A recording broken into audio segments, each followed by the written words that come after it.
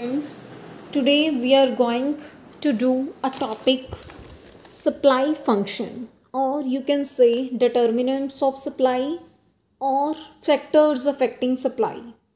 So, here are 8 points or 8 factors that affect the supply function. So, here this is mentioned.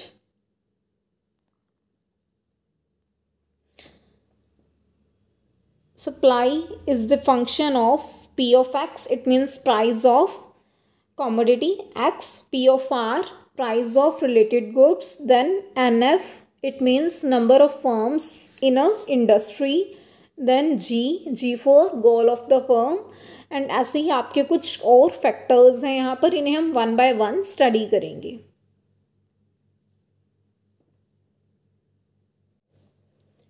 So first factor is own price of commodity. So own price means किसी commodity का अपना price. किसी commodity का price supply को कैसे affect करेगा, जैसे कि मैंने आपको बताया था या आपको पता भी होगा कि जब हम लॉ ऑफ सप्लाई करते हैं या थ्योरी ऑफ सप्लाई करते हैं तो उसमें क्या होता है, प्राइस एंड क्वांटिटी सप्लाइड दोनों में पॉजिटिव रिलेशनशिप होती है. ठीक है, अगर किसी कॉमोडिटी का, for example here is commodity x का प्राइस अगर इंक्रीज होगा तो कॉमोडिटी एक्स की ही जो क्वांटिटी सप्लाइड है वो भी इंक्रीज होगी. अगर प्राइस डिक्रीज होगा उस कॉमोडिटी का तो उस कॉमोडिटी की क्वांटिटी सप्लाइड भी डिक्रीज होगी. दोनों में पॉजिटिव रिलेशनशिप होता है, क्योंकि प्रोड्यूसर्स जब कॉमोडिटी का प्राइस इंक्रीज होता है तब वो उसके सप्लाई को भी इंक्रीज कर देते हैं, क्योंकि ऐसे में उन्हें बेनिफिट होता है. Okay, so this is the first factor that affects the supply of a commodity. So now come to the second factor. Second factor is price of related goods. अब प्राइस ऑफ रिलेटेड गुड्स कैसे affect करता है supply को. Related goods आपको पता है क्या होती हैं, जैसे सब्स्टिट्यूट गुड्स हो गई या फिर कॉम्प्लीमेंट्री गुड्स भी होती हैं.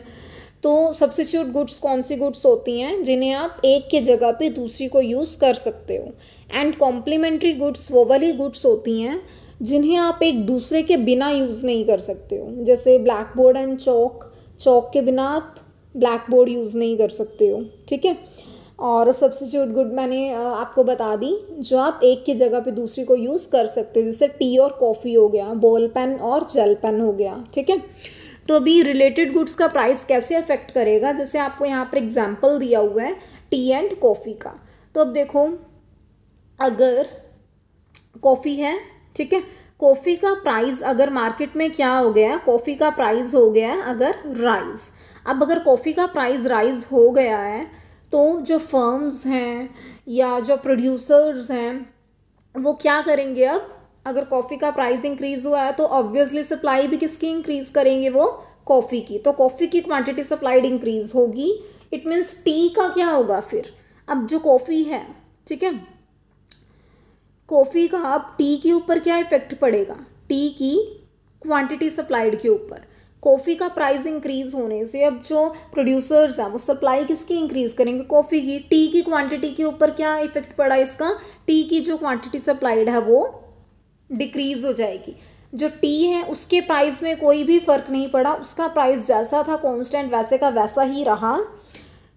टी की क्वांटिटी पर टी के प्राइस का इफेक्ट नहीं पड़ा. किसके प्राइस का इफेक्ट पड़ा है, कॉफ़ी के प्राइस का. कॉफ़ी का प्राइस इंक्रीज हो गया तो जो टी की क्वांटिटी सप्लाइड है वो डिक्रीज हो गई.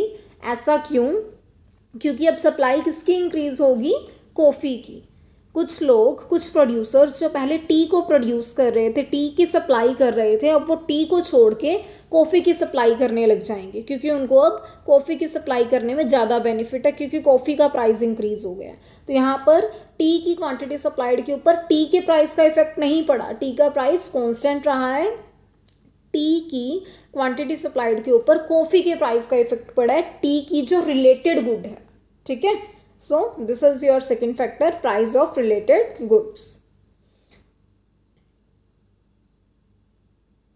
Now third point is number of firms in the industry.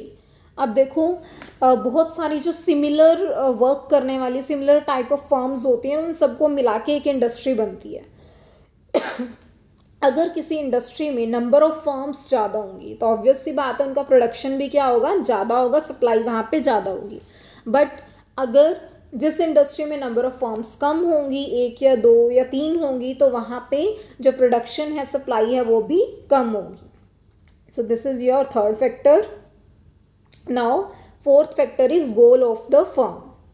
तो फर्म के गोल 2 टाइप के होते हैं। एक तो होता है कि वो सेल को मैक्सिमाइज करना चाहते हैं। कुछ फर्म्स होती हैं जिनका गोल होता है कि वो प्रॉफिट को मैक्सिमाइज करना चाहती हैं। अब देखो, वो वाली फर्म्स जो क्या करना चाहती हैं, प्रॉफिट को मैक्सिमाइज करना चाहती हैं, वो अपना मार्जिन ज़्यादा रखेंगी। मतलब जितनी उन्हें कॉस्ट आई है उस प्रोडक्ट की, उसमें मार्जिन, प्रॉफिट वाला मार्जिन वो ज़्यादा ऐड करेंगी। वो चाहेंगे कि हम अपनी सप्लाई तभी इंक्रीज़ करें, हम अपने प्रोडक्ट की सप्लाई या उसका प्रोडक्शन तभी इंक्रीज़ करें जब हमारा प्रोडक्ट हायर प्रॉफिट को गेन करे। ठीक है, अब ये क्या करेंगे कि अपने प्रोडक्ट के लिए एक हायर प्राइस फिक्स कर लेंगे और अपने प्रोडक्ट की सप्लाई वो तभी सिर्फ इंक्रीज़ करेंगे, तभी ज़्यादा प्रोड्यूस करेंगे अगर मैक्सिमम प्राइस पर उनका प्रोडक्ट सेल हो रहा है। अगर उनका प्रोडक्ट मैक्सिमम प्राइस पर नहीं सेल हो रहा तो वो अपने प्रोडक्ट की सप्लाई इंक्रीज़ फिर नहीं करेंगे। वो सिर्फ एक ही केस में अपने प्रोडक्ट की सप्लाई इंक्रीज़ करेंगे, वो होगा जब उनको मैक्सिमम प्रॉफिट हो रहा है। ठीक है, और सेकेंड टाइप की जो फर्म्स होती हैं उनका गोल होता है कि वो अपनी सेल को मैक्सिमाइज़ करना चाहती हैं। उन्हें इस चीज़ से मतलब नहीं होता कि उनको प्रॉफिट मैक्सिमम हो रहा है या नहीं हो रहा, क्योंकि उनका मेन मोटिव प्रॉफिट को मैक्सिमम गेन करना नहीं होता। उनका मेन मोटिव होता है कि वो ज़्यादा से ज़्यादा मार्केट को कैप्चर करें, वो ज़्यादा से ज़्यादा कस्टमर्स को अपनी तरफ अट्रैक्ट करें। और कस्टमर्स कब उनकी तरफ ज़्यादा से ज़्यादा अट्रैक्ट होंगे, उनकी सेल कब इंक्रीज़ होगी, ज़्यादा मार्केट को वो कब कैप्चर कर पाएंगे, जब वो सेम प्राइस पे ही अपनी गुड्स को बेचेंगे। अगर वो हायर प्राइस पे अपने गुड्स को बेचेंगे तो उनकी तरफ ज़्यादा मार्केट अट्रैक्ट नहीं हो पाएगी। ठीक है, तो जो फर्स्ट वाला केस मैंने आपको बताया प्रॉफिट मैक्सिमाइजेशन वाला, उसमें इतने ज़्यादा कस्टमर्स अट्रैक्ट नहीं होंगे क्योंकि वहाँ पे जो प्रॉफिट की रेंज है वो मैक्सिमम है। ठीक है, बट जब सेल को जो प्रोड्यूसर इंक्रीज़ करना चाहता है वो क्या रखेगा, अपना जो प्राइस है उसको वो नॉर्मल रखेगा, उसको वो ज़्यादा उसमें मार्जिन ऐड नहीं करेगा प्रॉफिट का। ठीक है, क्योंकि उसका मोटिव है मैक्सिमम मार्केट शेयर को कैप्चर करना। ओके,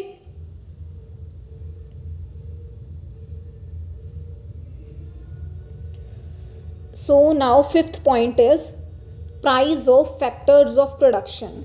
अब देखो, price of factors of production में क्या है, अब जब भी हमने कोई चीज़ प्रोड्यूस करनी होती है, कोई भी प्रोडक्ट प्रोड्यूस करना होता है, तो उसमें बहुत तरह के फैक्टर्स यूज़ होते हैं। सो बेसिकली आप 4 टाइप ऑफ फैक्टर्स आपने सुना भी होगा प्रोडक्शन के लिए, लैंड, लेबर, कैपिटल, एंटरप्रेन्योरशिप, ये होते हैं।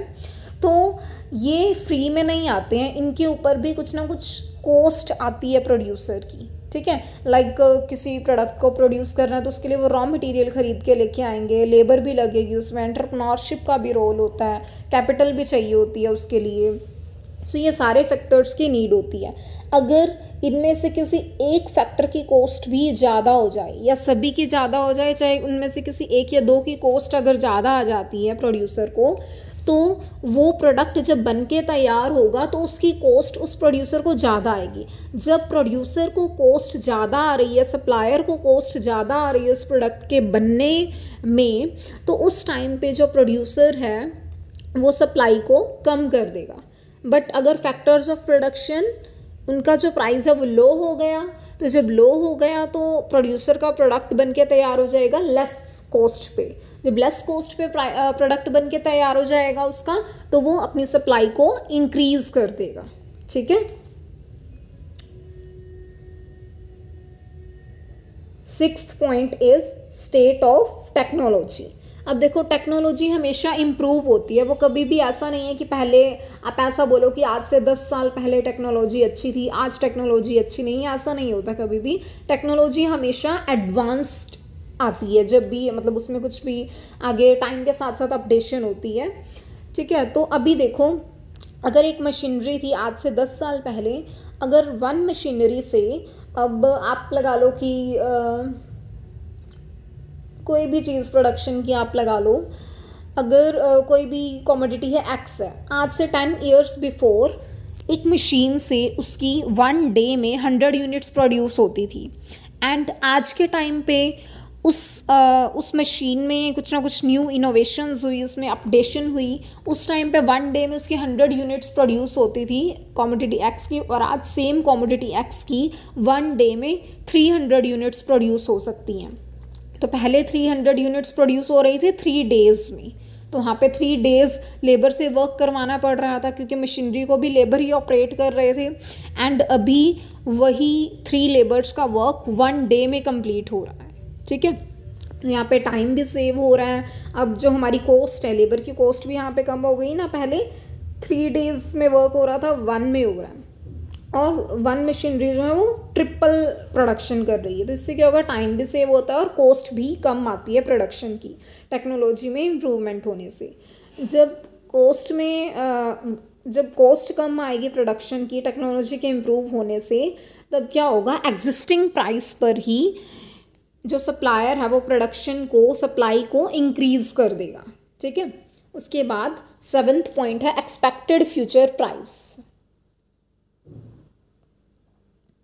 एक्सपेक्टेड फ्यूचर प्राइस में अब क्या है, अगर प्रोड्यूसर ऐसा एक्सपेक्ट कर रहा है कि आने वाले टाइम में प्रोडक्ट, जो भी प्रोडक्ट वो बना रहा है उसका प्राइस राइज होने वाला है, इंक्रीज होने वाला है, तो अभी के लिए वो क्या कर देगा, अपनी प्रोडक्शन को स्टॉप कर देगा या उसको स्टॉक करके रख लेगा। वो कब अपनी प्रोडक्शन को, अपनी सप्लाई, अपने प्रोडक्ट की सप्लाई को कब इंक्रीज करेगा, जब वो टाइम आ जाएगा जब उसका प्राइस राइज हो जाएगा, ठीक है। ऐसे ही अगर उसे लगता है कि नियर फ्यूचर में, आने वाले फ्यूचर में वो ऐसा एक्सपेक्ट कर रहा है कि चीज़ों के प्राइस डाउन जाएंगे, तब उसके पास जितना भी स्टॉक है, जितनी भी सप्लाई है, वो प्रेजेंट में ही करना स्टार्ट कर देगा। प्रेजेंट में वो अपनी प्रोडक्ट की सप्लाई को इंक्रीज कर देगा।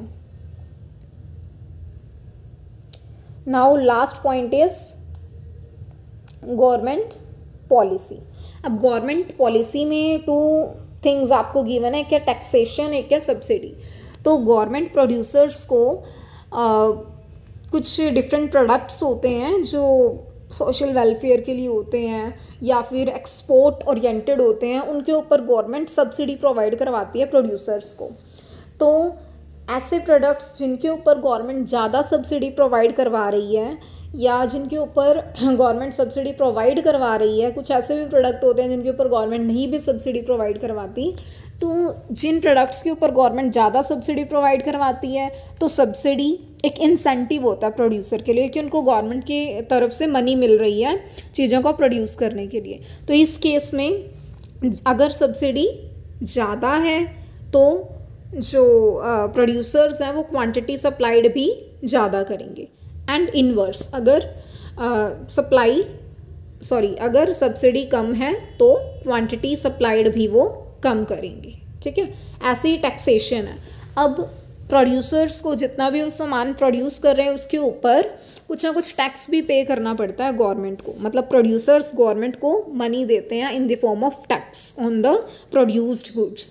अगर गवर्नमेंट ने टैक्स रेट को इंक्रीज़ कर दिया, तब प्रोड्यूसर्स क्या करेंगे, अपनी सप्लाई को कम कर देंगे, बिकॉज उनको फिर टैक्स की फॉर्म में ज़्यादा मनी देनी पड़ेगी नहीं तो गवर्नमेंट को, ठीक है। अगर गवर्नमेंट ने टैक्स रेट को कर दिया कम, तो प्रोड्यूसर्स फिर ज़्यादा प्रोडक्शन करेंगे, ज़्यादा सप्लाई करेंगे, ठीक है। तो टैक्सेशन के पॉइंट ऑफ व्यू से अगर हम देखें तो क्या होगा कि अगर टैक्स इंक्रीज होगा तो प्रोड्यूसर्स सप्लाई कम करेंगे, तो यहाँ पे नेगेटिव रिलेशन हो जाएगा। अब सब्सिडी के केस में अगर देखें, सब्सिडी अगर गवर्नमेंट ज़्यादा देगी प्रोड्यूसर्स को तो प्रोड्यूसर्स सप्लाई भी ज़्यादा करेंगे, तो सब्सिडी के केस में रिलेशन हो जाएगा पॉजिटिव, ठीक है। So this is all about the factors affecting supply. In case of any doubt, you can type in your comment box. Thank you.